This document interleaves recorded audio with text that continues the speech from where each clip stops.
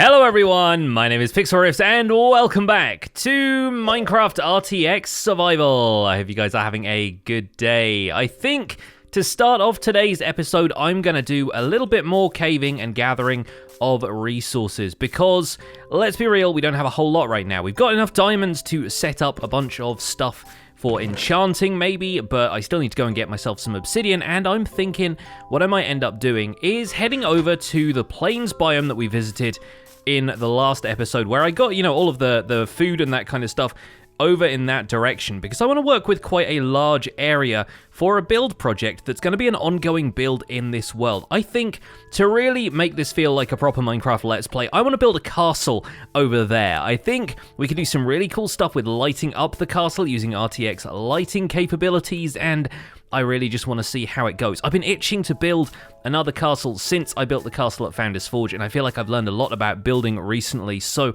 I think we're going to give it a go. We're going to move all of the resources that I've gathered so far over to that area, and then I'm going to do a little bit of caving in that area, and we're going to see how it all pans out. So with pretty much everything gathered up into my inventory, except for a spider eye and some granite that I ended up chucking out. I'll probably grab a little bit more granite if I decide to build with it, but we're going to head over here and set up. We've got a lot of really good wood types around here. We've got a huge dark oak forest over there, which of course has birch and oak in the forest biome as well. I expect there will be a taiga biome around here somewhere where we can get hold of some spruce wood, and all of the stone that I need is going to be underground. I would love to get some enchanting set up this episode so that I could aim to get a silk touch pick or something like that. Yeah, there we go, got a nice big mountain biome. Is that 2 brown sheep? Unheard of. We got some brown sheep over here, amazing. Alright, I think, yeah, this place feels like a nice big open plains biome, and I think we're going to set up a castle somewhere nearby, probably in a higher hilly area, maybe like this area. We can take down all of the trees and look at all of the caves in this region. I think they're going to be perfect for tracking down some more resources. Might even lead into the same cave system that we have over there, but more than likely we'll be able to grab a couple more diamonds just by mining some stuff out. And in the process, I can get hold of enough stone that we can at least make a start on a base today and start this castle project. I do want to put it up on a hilly area, or maybe we could even create something around these mountains. I'm not certain yet, but what I do know is that we need to set up a kind of temporary base for now. So I think I'm going to pop down my chest over here and call this the more official home of the RTX Survival base. And with all that done and my inventory pretty much clear for caving, I think it's time to go and get some resources. So how about we do this in a montage?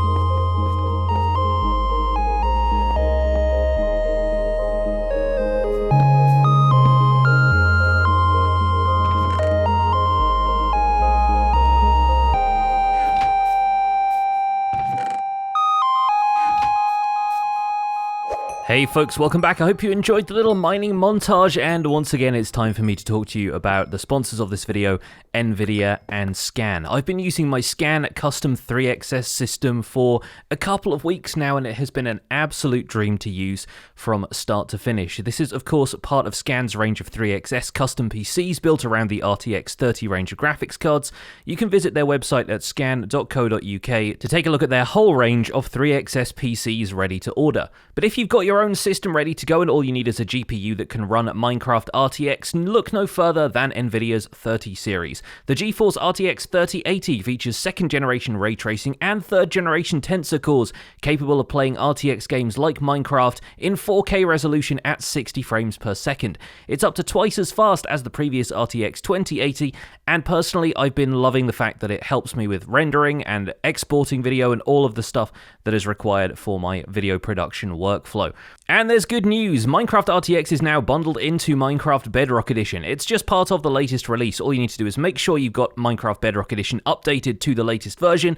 No more messing around with the beta, you just load up the game and RTX stuff is in the marketplace ready for you to download and explore. Alternatively, you can check out NVIDIA's guide to converting any of your worlds to Minecraft RTX with a special RTX PBR resource pack. There is a link to that article in the video description, along with some resource packs that I've been using throughout this series. Hey folks, welcome back from the montage, and we actually got a whole lot done. I did some of this on a live stream as well, so that's going to be up on my Pixel VOD's YouTube channel if you want to catch up and watch that. But as you can see, we have a wheat farm, a little bit of automatic smelting, or close enough. I've been smelting a lot of smooth stone using this while I didn't have a silk touch pickaxe, but now, thanks to the fact that I put together a sugarcane farm and an animal farm, I got enough bookshelves that we now have enchanting, and yes, I got myself a silk touch pickaxe that came out of the table like this with unbreaking 3, efficiency 4. Also got myself a sharpness at 4 and an unbreaking sword with knockback on top. I like that a lot. I also managed to get myself a pretty decent fishing rod via fishing and, of course, you know, getting a couple of enchantments on the table as well. And we've done a lot of exploring. Now, there will be a few things that you'll notice immediately are a little bit different. First of all, when I looked in that chest, some of these blocks are looking a little bit odd, and that is because I have switched resource packs. I'll go into the resource packs menu briefly to show you, but we are now using Kelly's RTX, which seems like a pretty cool pack from what I can see. It's got a lot of the same RTX vanilla conversion that the previous pack we were using had, but some stuff is subtly tweaked, and Kelly has also provided a bunch of add-ons for this, like Clear Glass, which is a really cool pack that just removes all of the framing pixels from glass, allows it to be completely clear, and also has some pretty good lighting effects when white light is shining through the glass, which we'll get to a little bit later once I've acquired some glass.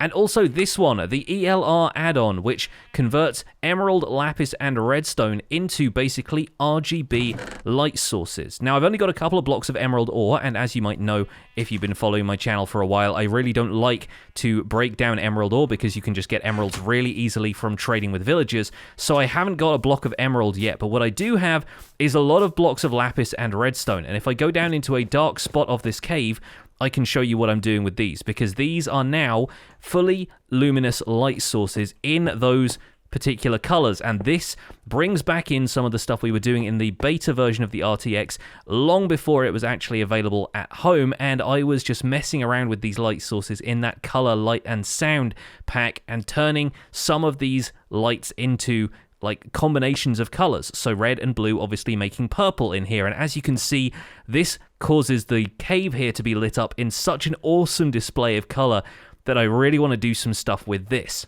And it really helps me deal with the fact that right now it is raining in my world and it is really dull and grey on the surface. So obviously you won't see a great deal of light being emitted from these while it is daylight, but at night and in caves, those do some really good work. So what I'm thinking we might end up doing, once we've got access to abundant emerald blocks, is make a castle with kind of concentric walls and have these blocks lighting up the walls behind them in different combinations to produce different colors. And we can do a lot of work with those once we have the green blocks as well, because any combination of red, green, and blue light is going to make any color of the rainbow, basically, because that's how light works. It's not like pigments that require different combinations of colors. These are the primary colors of light. And it looks like we can sleep, which means I can finally get rid of the rain, but I think I'm probably also destined for someplace a little bit warmer and a little bit crispier, because today I think it's probably about time we went to the Nether. I want to get myself some more XP for a little bit more enchanting, and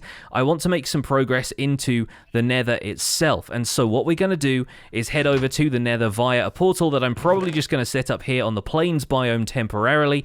We've already got our enchanting table set up, so I can use the rest of this obsidian to make myself a portal, and we'll make it a little way over here. Let's go with this little divot in the ground. Seems like a good idea. We're going to make the traditional portal. We're not going to skimp out on the corners or anything. We're going to go 1, 2, 3 up there and make the crossbar at the top, and we have ourselves the standard Nether portal. All right, let's see what we can do about lighting this thing up. I'm sure I have some flint in here somewhere.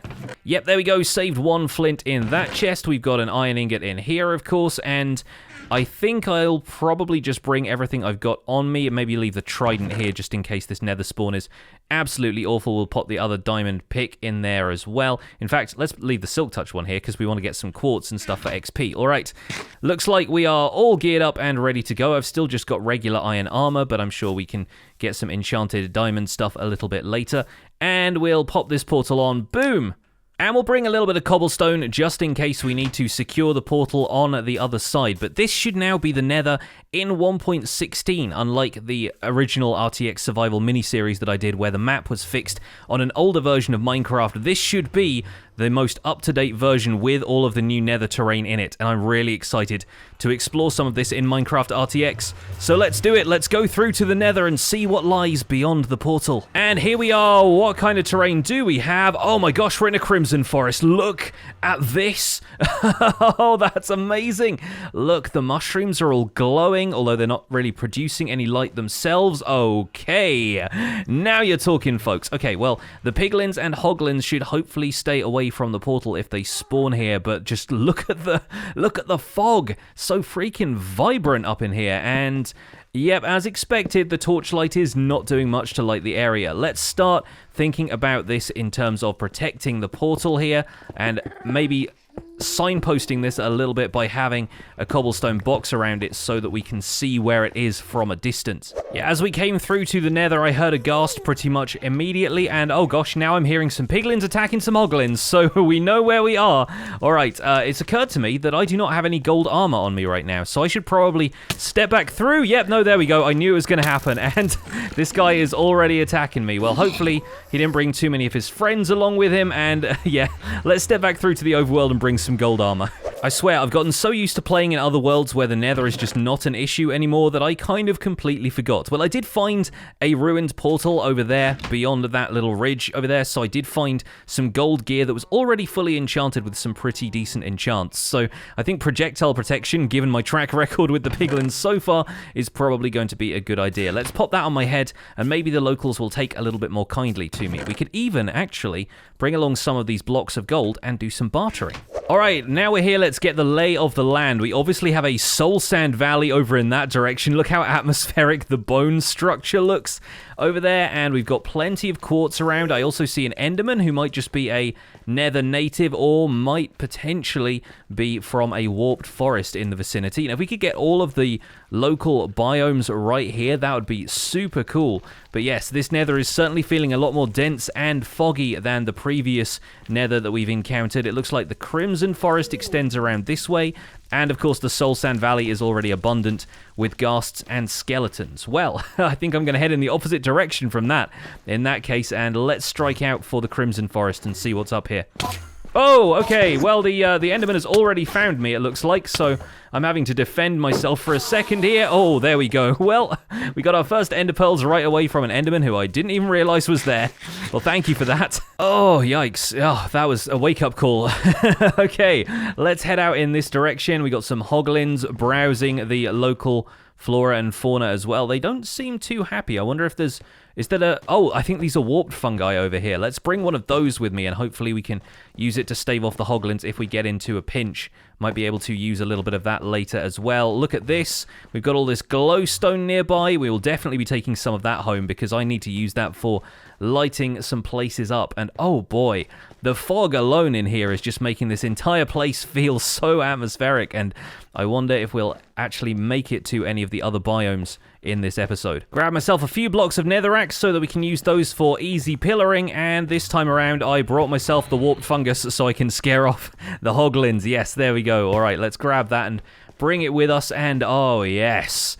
Oh, look at all of this. This is super, super cool. I was really hoping that we'd get to look at the 116 biomes, and it looks like we're doing all right. Okay, you guys should be a little bit more friendly to me this time. Let's throw down a warped fungus here, and let's see if you feel like trading some gold. We got this little, like, safe haven against hoglins right here. Otherwise, these guys might feel like attacking them. We got some iron nuggets from you. Got some gravel from you. Okay, that's not too bad. I wonder if we can set up a couple of things here in the nether as, like, a little mini nether hub in the near future. Or even, if they feel like trading me some crying obsidian, we could make a respawn anchor and make a more permanent base in the nether. They've already traded me a fire resist potion, which is absolutely fantastic. And if you feel like coming over here for some more gold, excuse me, hopefully we can get a little bit of extra stuff from them. That one's just thrown me some blackstone. That is great. I want more building material, a little bit of soul sand from you as well. And of course, we're going to have to strike out in search of a fortress at some point. And it looks like the hunt is on. They're attacking the hoglins. All right, well, we've distracted a couple of them with some gold, so hopefully they'll be able to help in a moment or two. Bit of extra obsidian from you, awesome stuff. Yep, they are seriously going after this hoglin over here. There's a whole pack of piglins after them now, and now I feel a lot happier about having gold armor because I would not want all of these guys after me. There we go. Let's celebrate the hunt, ladies and gents, with a little bit of extra gold for you all. Look at this bartering squad I've got going on now. Let's see what these guys end up giving me. Yes, yes, crying obsidian. Yes, give me your blocks. Oh, wonderful. Oh, thank you so much, friends, new friends. I like to make this kind of new friends, especially when they give me all of these extra treats and stuff. Wonderful. Got some quartz there as well. It's kind of a shame you don't end up getting any XP from bartering, but that would be kind of OP at this point. And look at that, a Soul Speed 2 book. How excellent. Okay, well, we've got a ton of iron ingots, or iron nuggets rather, there as well. So I think we'll probably take a little bit of this swag back to the overworld, and then I can figure out what I'm going to do about branching out here in the nether. The warped fungus is definitely doing the trick against these hoglins, though I really don't feel like fighting them right now. Not with the equipment that I've got, not with my basic iron armor and my half-broken shield. I think I'll leave that for another time, but man, 116 biomes in Minecraft RTX. Look at this. I love it so much. I'm really looking forward to exploring some more.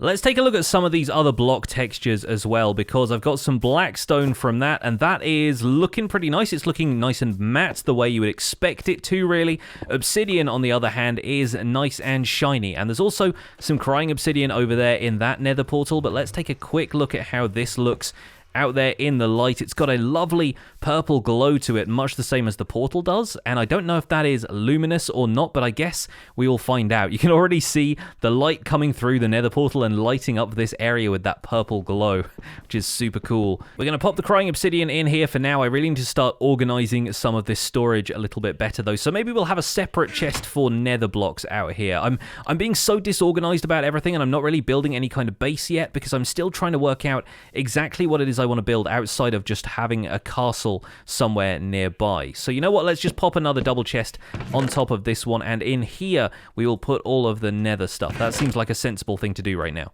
We'll convert the rest of these iron nuggets into ingots. I could always use them for lanterns and chains and stuff a little bit later if we wanted to, but for now we'll pop those in here. And oh boy, do I feel better having a couple of potions of fire resistance. That's very, very nice to have. I think those are going to prove extra useful if we end up finding a nether fortress, and who knows if we're going to find one of those in this episode, because the terrain around here is just so dense. There's a lot to take in, but I think we will manage. Now let's strike out in this direction. I think this is probably the direction of the nether wastes, and of course with the coordinates on, I'm going to take a quick screenshot of the portal so I know where we are. Perfect. Okay, let's strike out in search of some nether fortress. We've got a ghast up here floating around. I'm going to try and take it out with a couple of well-placed arrows. Yes, there we go. Deflect the fireball as well. And oh boy, the atmosphere. The blue fire is absolutely something I want to start building with. So we're probably going to grab a little bit more soul sand from this biome. Even though we got a little bit from the piglins already, I'm thinking we grab some more from over here. We start making soul campfires and we use... Oh gosh, there's a bastion right here. I did not even realize in the fog, but yes, it is absolutely here. And the fog changes color with the RTX effects as well even. That's so, so cool. Look at the ghasts being lit from underneath by that fire and in different colors just kind of sparkling off their tentacles. Ghasts are kind of shinier than I expected them to be, but I think they really have to be for the RTX effect to really feel complete. And look, we got our first ghast tier here as well. Fantastic. Let's carve off a little bit of the quartz from around here. I'm hoping to come back through with fortune a little bit later and grab some more of this, but for now I just want the XP so I can get that fortune enchant on there somehow. The real question is, do I feel like taking on a bastion before I even find a nether fortress? And the answer is, I really don't know, especially if there are piglin brutes in here. Of course, we will be able to take out piglin brutes if we're just careful, but this looks like a treasure bastion to me, and something tells me they will not be happy with me taking some of their favorite stuff from inside of here. Not to mention a magma cube spawner, which I cannot help but feel I want to preserve. So I think we will keep an eye on this place, but I'm not going to tackle it quite yet. Feels like a lot to do for one episode. I think we're going to raid that bastion a little bit later on, but oh boy am I excited for that. There is of course a bunch of nether gold ore nearby, and it's actually kind of subtle the way it looks in the netherrack, and I'm kind of fine with that. So I'm taking all of the stuff that stands out like the quartz, but the nether gold ore just kind of glints subtly like that, and I'm happy not to disturb it right now because the piglins seem to be patrolling this area like nobody's business. I'm seeing more of them than I am the zombie variants, so I'm thinking we should probably steer clear of mining any gold in this area, at least for now. But if you're wondering to yourself if I'm thinking about getting some netherite in this series, the answer to that is, of course I am. Are you kidding me?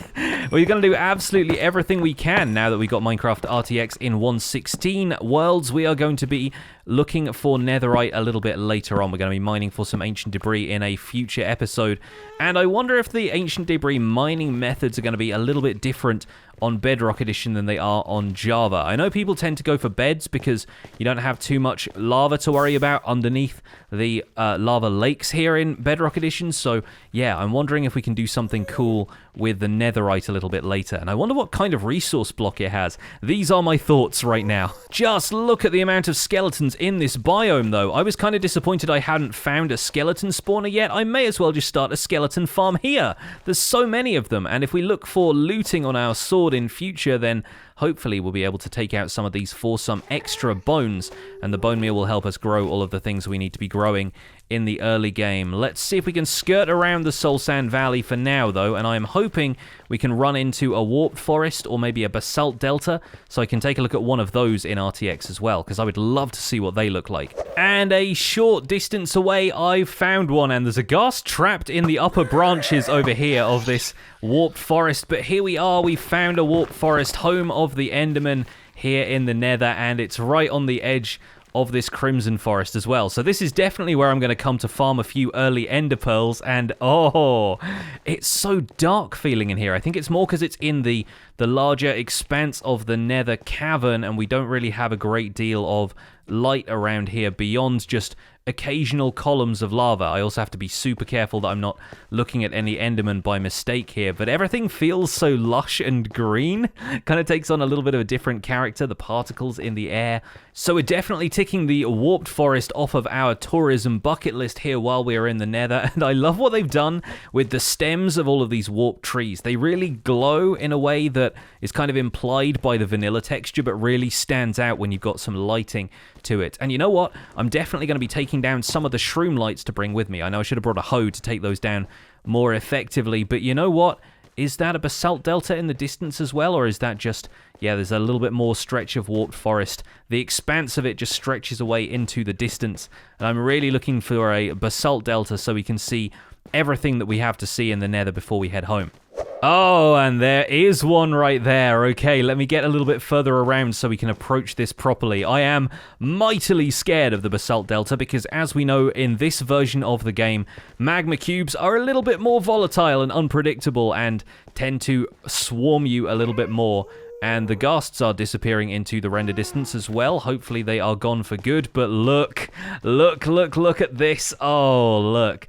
I love the fact that these lava pools, these lava deltas already take on a completely different significance when they are uplighting all of the columns of basalt from below. I need to get a higher angle on some of this so I can really take a look at it. Yeah, all right, now that is a biome to behold right there. Just look at what it's doing to light up all of those columns of basalt. That is absolutely wild, and that's the kind of lighting that I really want to try and emulate with this build that I'm planning, is having the castle walls lit from below, and that's going to look absolutely awesome. Well, we know where to come if we want some basalt, and it's probably, frankly, a basalt generator, because I don't want to mess with that many magma cubes. But oh, I'm so happy we found one of these. I don't want to explore it right now, even with fire resistance potions, but we'll be back. Now we know where all of these biomes are, only about 500 blocks away from the center of our world and that spawn portal. Perfect. We'll be back, folks. We'll be back here for sure.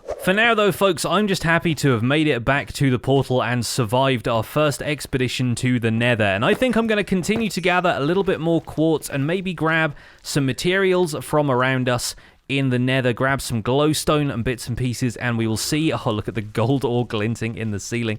I will see how we can make a little bit of that stuff work in between episodes. And when we come back for the next episode, I think we'll spend a little bit more time exploring the Nether and a little bit of time figuring out where we're going to build our starter base here in the RTX Survival world. But I think that's where we're going to wrap it up for today, heading back through to the overworld and ending this section of the adventure. So folks, thank you so much for watching this episode of the Minecraft RTX Survival series. My name has been Pixlriffs. Please don't forget to leave a like on it if you enjoyed it. Subscribe if you want to see more, and I'll see you guys soon. Take care. Bye for now.